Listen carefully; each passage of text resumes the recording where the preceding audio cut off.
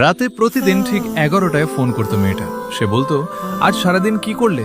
ছেলেটা বিরক্ত হয়ে উত্তর দিত, এত প্রশ্ন করো কেন, পরে কথা বলি। এভাবেই দিন কেটে যাচ্ছিল। মেয়েটা প্রতিদিন অপেক্ষা করত আর ছেলেটা প্রতিদিন তাকে অবহেলা করত। একদিন মেয়েটা শুধু একটা মেসেজ পাঠালো, আজ যদি সময় না থাকে কোনো সমস্যা নেই, একদিন আর সময় চাইব। ছেলেটা মেসেজটা পড়েও গুরুত্ব দিল না। তারপর হঠাৎ করেই মেয়েটার নম্বর বন্ধ হয়ে গেল। কোনো ফোন নেই, কোনো মেসেজ নেই, কোনো খোঁজ নেই।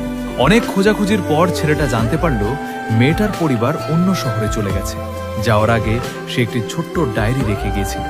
ডায়েরির শেষ পাতায় লেখা ছিল, আমি কখনো তোমার দামি উপহার চাইনি, শুধু চেয়েছিলাম তুমি যেন আমাকে তোমার ব্যস্ত সময়ের মাঝেও একটু গুরুত্ব দাও। মানুষ ভালোবাসা হারিয়ে কাঁদে না, কাঁদে অবহেলায় হারিয়ে যাওয়া মানুষটার জন্য। ডায়েরিটা বুকে জড়িয়ে ছেলেটা অনেক কাঁদল। প্রতি রাতে 11টায় সে এখনো ফোনটা হাতে